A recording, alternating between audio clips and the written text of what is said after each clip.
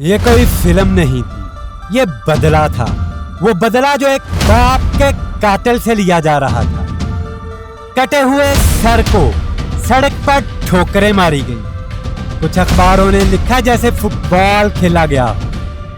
عزیر بلوچ پر 198 افراد کے قتل کا اعتراف، اسلحہ، اغوا، بھتہ خوری، سب JIT میں درج، مگر عدالتی ثبوت نہ ہونے پر وہ تمام مقدمات سے بری ہو گیا۔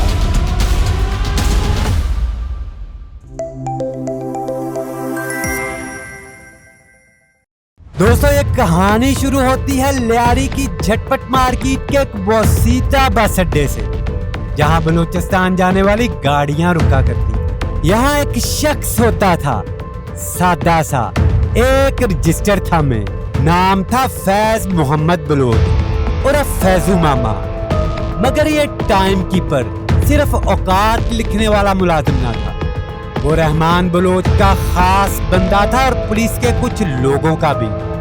وہی بیٹر جو بس مالکان سے بھتہ لیتا اور وہ رقم رحمان اور تھانے کی جیبوں تک پہنچتی۔ پھر آیا ارشد پپو، اس نے حکم دیا بھتہ ہمیں دینا ہوگا، رحمان کا وقت ختم، مگر فیضو نے انکار کیا، اور لیاری میں انکار کی قیمت صرف جان ہوتی ہے۔ ارشد پپو نے فیضو کو اغوا کیا اور فلمی انداز میں قتل کر ڈالا، مگر اس بار اس نے غلط باپ کو چنا تھا، کیونکہ فیضو ماما کا بیٹا وہ بچہ تھا جو ہاسپٹل میں وارڈ بوائے تھا، جسے صرف فٹ بال سے محبت تھی، جس کے لیے باپ ایک عزت دار نوکری کا خواب دیکھ رہا تھا۔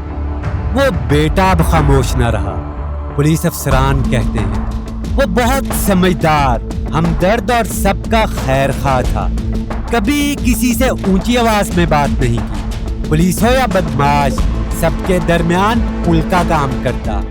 جب ایک بیٹے نے اپنے باپ فیضو کی لاش دیکھی، اسی لمحے اس نے پہلی بار بندوق تھامی اور لیاری گینگ وار کی دوسری نسل نے جنم لیا۔ دوستو، وہ لڑکا تھا عزیر بلوچ۔ یہ صرف ایک شخص کی کہانی نہیں، یہ لیاری کی پوری ایک داستان ہے، ایک ایسی کہانی جو کسی ہالی ووڈ انڈر ورلڈ فلم سے کم نہیں۔ ذرا تصور کریں، کسی کی آنکھیں نکالی گئیں تو کسی کے کان چھریوں سے کاٹ دیے گئے، کسی کے ہاتھ کاٹ دیے گئے، اور سب سے دل دہلا دینے والا منظر، ایک سر سے فٹ بال کھیلا گیا۔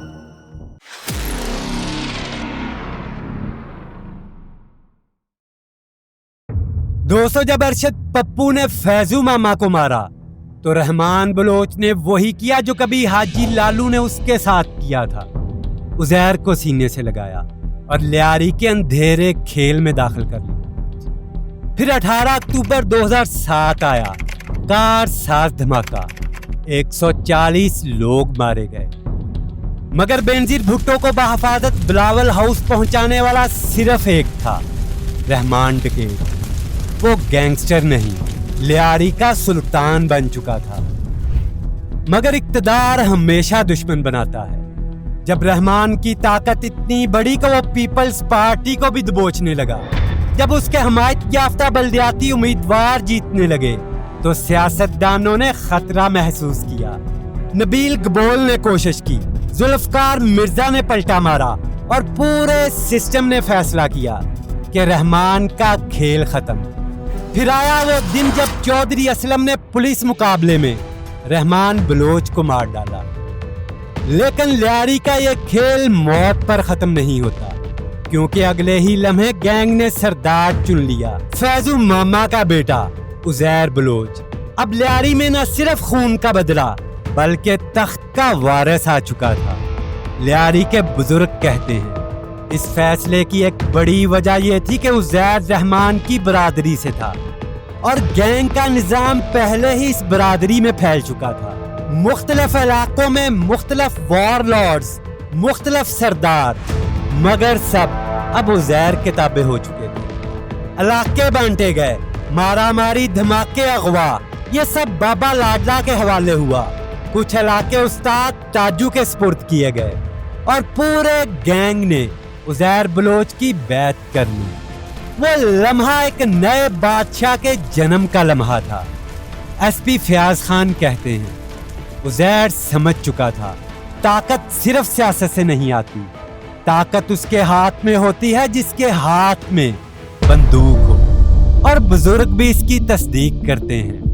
جب بینظیر کے بعد بلاول اور زرداری جیسے بڑے سیاستدان بندوق کے سامنے بے بس نظر آئے تو عزیر نے جان لیا کہ صرف سیاست کرنا کافی نہیں، خوف پھیلاؤ، طاقت کو نظام بنا دو۔ اسی سوچ کے تحت عزیر نے گینگ کے اندر بھی تبدیلیاں شروع کی۔ جنہوں نے سوال اٹھایا انہیں ہٹا دیا، جنہوں نے وفاداری دکھائی انہیں اختیار دیا۔ دوستو، جب پیپلز پارٹی سے رحمان اور عزیر کی دوریاں بڑھی تھی تو عزیر کے حمایتی اور رحمان کے قریبی ساتھیوں نے پیپلز امن کمیٹی کی بنیاد رکھ دی تھی۔ اس کمیٹی کا چہرہ بنا حبیب جان بلوچ، جو کبھی پیپلز پارٹی کا وفادار تھا، اب عزیر بلوچ کا سیاسی چہرہ بن گیا۔ ایک نیا نظام بن چکا تھا جہاں جرم اور سیاست ایک ہی سکے کے دو رخ تھے۔ عزیر بلوچ نے اپنے لوگوں کو آگے بڑھانے کے لیے نئے مقامی سرداروں کی تعیناتی شروع کی۔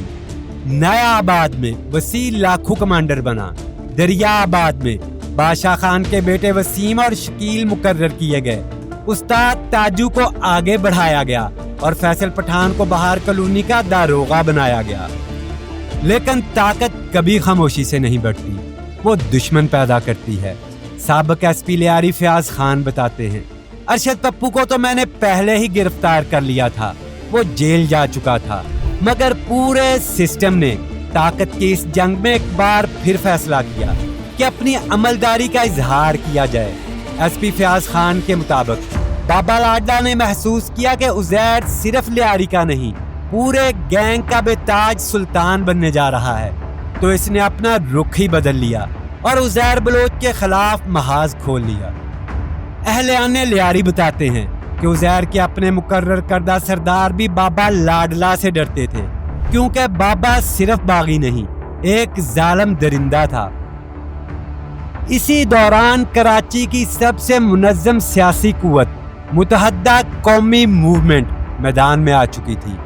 اس کا عسکری ونگ اور عزیر بلوچ کے کارندے اب علاقے بانٹنے لگے تھے۔ خون، زبان، نسل سب میدان جنگ بن چکے تھے۔ عزیر کا گروہ اب ان علاقوں میں قدم جما رہا تھا جہاں کبھی ایم کیو ایم کی مکمل گرفت تھی۔ پلازا، تبت سینٹر، صدر آرام باغ، یہاں لیاری گینگوار کے کارندے کھلے عام بھتے کی پرچیاں بانٹتے تھے۔ پھر ظلم نے رخ بدلا۔ انہی علاقوں میں بلوچوں کے خلاف تشدد شروع ہوا۔ رنچھوڑ لائن، نشتر روڈ، سڑکوں پر بلوچ لاشیں پڑی ملنے لگی۔ اور پھر وہ شفاق دن بھی آئے جب دھوبی گھاٹ، نشتر روڈ اور دوسرے علاقوں میں مسافر بسوں سے لوگوں کو صرف زبان کی بنیاد پر اتارا جاتا، تشدد کیا جاتا اور مار دیا جاتا۔ یہ صرف دشمنی نہیں، یہ کھلی خانہ جنگی تھی۔ کبھی ایک دن 3 بلوچ مارے جاتے، کبھی 7، اور اب لیاری کے لوگوں نے عزیر کو سردار تسلیم کر لیا تھا۔ لیاری کی ہر ماں جس کا بیٹا مارا گیا تھا وزیر اعلیٰ ہاؤس نہیں جاتی تھی، وہ سیدھی عزیر بلوچ کے دروازے پر پہنچتی تھی اور کہتی تھی سردار ہمیں انصاف دو۔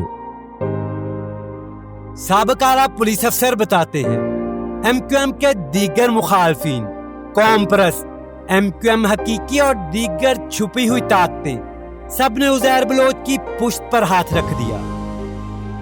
یہ گیم اب کھلم کھلا طاقت کا تھا۔ علاقہ گیری کا کھیل 2 واضح حصوں میں بڑھ چکا تھا۔ ایک طرف عزیر جس کی سیاسی اور عسکری حمایت میں ہر وہ دشمن شامل تھا جو ایم کیو ایم کے خلاف تھا، دوسری طرف وہ گروہ جس کی چھتری تلے ایم کیو ایم کا خفیہ عسکری ونگ بھی شامل تھا اور جس نے عزیر کے سب سے بڑے دشمنوں ارشد پپو اور غفار زکری کو میدان میں اتارا۔ 200 غفار زکری بلوچستان سے آیا ایک بے رحم وار لارڈ جو کبھی رحمان ڈکیت کا ساتھی تھا، اب اس کا دشمن بن چکا تھا۔ ایدولین، زکری پاڑا اور گینگوار کے کئی محاذ اب غفار کے کنٹرول میں آ چکے تھے۔ نبیل قبول کہتے ہیں पहले कराची बंदरगाह का कंट्रोल MQM के पास था, मगर जब लियारी उठा तो कंटेनर्स पर उज़ैर का राज हो गया। जब कराची पोर्ट से कंटेनर्स निकलते तो भत्ते की पर्ची पहले उज़ैर के दफ्तर जाती थी, फिर माल आगे बढ़ता था। SP फयाज खान कहता है, ऐसा कोई दिन नहीं गुजरता था जिस दिन 20-25 लाशें ना गिरती हों। यहाँ तक कि मरने वालों के लवाहकीन ने FIR दर्ज कराना छोड़ दिया था। इसी दौरान अंधेरे में एक पुराना चेहरा वापस लौटा। अरशद पप्पू जेल से रहा हो चुका था, मगर अब वो पप्पू वही पप्पू नहीं रहा था जो कभी लियारी पर राज करता था। ये वो पप्पू था जो बुझती सांसों में फिर से रोशनी जलाना चाहता था। उसने अपने बिखरे हुए गैंग को जोड़ने की कोशिश की, अपने बाप हाजी लालू की छोड़ी हुई लेगेसी को फिर से जिंदा करना चाहा, मगर अब मैदान पर सिर्फ एक राज करता था, उज़ैर बलोच। और लियारी में एक के बाद एक गलाकटी लाशें मिलने लगी। लियारी में थानेदार से लेकर DSP और SP सबकी तैनाती अब सिर्फ उज़ैर बलोच की मर्जी से होती थी। यहाँ तक कि कौन MPA बनेगा, कौन MNA, ये भी उज़ैर के इशारे पर तय होता था। और फिर वो लम्हा आया जिसका उज़ैर को बरसों से इंतजार था। अरशद पप्पू, वही कातिल जिसने फैजू मामा को मारा था, जेल से रहा हो चुका था। लियारी का बेताज बादशाह अपने बाप के खून का हिसाब चुकाने को तैयार था। पप्पू को डिफेंस में PNS शिफा के सामने शेरू के घर से उठाया गया। शेरू पप्पू का खास आदमी था और इसके भाई हामिद के सामने पुलिस ने उसे काबू किया। इस ऑपरेशन में लियारी के 2 थानेदार जुवेद बलोच और चांद खान न्याजी ने भी अहम किरदार अदा किया। पप्पू ने दरवाजा तभी खोला जब सामने वर्दी वाले पुलिस अफसर दिखाई दिए, लेकिन वो नहीं जानता था कि उसे मौत के दरवाजे पर ला खड़ा किया जा रहा है। फिर वो मंजर पूरी कौम ने देखे जब चौधरी असलम की सरबराही में पुलिस अफशानी गली के चील चौक पर गोलियां चला रही थी और उज़ैर बलोच लाइव TV पर एक मेहमान की तरह मौजूद था। दोस्तों, ये कोई फिल्म नहीं थी, ये बदला था। वो बदला जो एक बाप के कातिल से लिया जा रहा था, अवामी तमाशे की सूरत में। फिर सिर्फ बदला नहीं, वहशत की तारीख लिखी गई। जिंदा अरशद पप्पू की उंगलियां काटी गईं, हाथ पैर काटे गए, छुरी चाकू खंजर, जिसके हाथ में जो हथियार था सब इस्तेमाल हुए। किसी ने पत्थर मारा, किसी ने डंडा। अरशद पप्पू इस हाल में भी कातिलों को गालियां बकता रहा। इंतकाम की आग में जलते हुजूम ने अरशद पप्पू का सर तन से जुदा किया। कटे हुए सर को सड़क पर ठोकरें मारी गईं। कुछ अखबारात ने लिखा जैसे फुटबॉल खेला गया हो। लाश के टुकड़े किए गए और आखिर में इन पर पेट्रोल डालकर आग लगा दी गई। दोस्तों, फिर रियासत ने फैसला किया, अब सिस्टम बोलेगा। कत्ल, धोखे, मंसूबे सब मॉनिटर हो रहे थे। यहाँ तक कि सूबाई वजीर के कत्ल की साजिश ने जल्दी पर तेल डाल दिया। और फिर वो हाथ भी पीछे हट गए जो कभी उज़ैर के कांधे पर थे। जरदारी के करीब तरीन लोगों ने राहें जुदा कर ली और बिलाखिर रियासत ने गैंगवार के खिलाफ आखिरी वार का आगाज कर दिया। उज़ैर और उस्ताद ताजू दोनों बिना किसी को बताए लियारी छोड़ गए। रेंजर्स ने छापे मारे, वॉर लॉर्ड्स मारे गए, बाबा लाला, गफ्फार जकरी सब पुलिस मुकाबलों में मारे गए। लियारी आहिस्ता आहिस्ता खाली होने लगा। बहुत से वार लॉर्ड्स मारे गए, मगर उज़ैर बलूचिस्तान के रास्ते ईरान और फिर जाली ईरानी पासपोर्ट पर दुबई पहुंच गया। दोस्तों, हमारे इदारों को सब पता था, रेड वारंट जारी हो चुका था। अब सिर्फ वक्त का इंतजार था। 2014 में उज़ैर बलोच को दुबई से गिरफ्तार किया गया और पाकिस्तान मुंतकिल कर दिया गया। उज़ैर बलोच पर 198 अफराद के कत्ल का एतराफ, असलहा, अगवा, भत्ताखोरी सब JIT में दर्ज हुआ, मगर अदालती सबूत ना होने की बिना पर वो तमाम मुकदमात से बरी हो गया। मगर असल धमाका उस वक्त हुआ जब JIT रिपोर्ट में इंकशाफ हुआ कि उज़ैर बलोच ईरानी इंटेलिजेंस से राब्ते में था। यही वजह है कि आज भी उज़ैर बलोच रियासती हिरासत में है।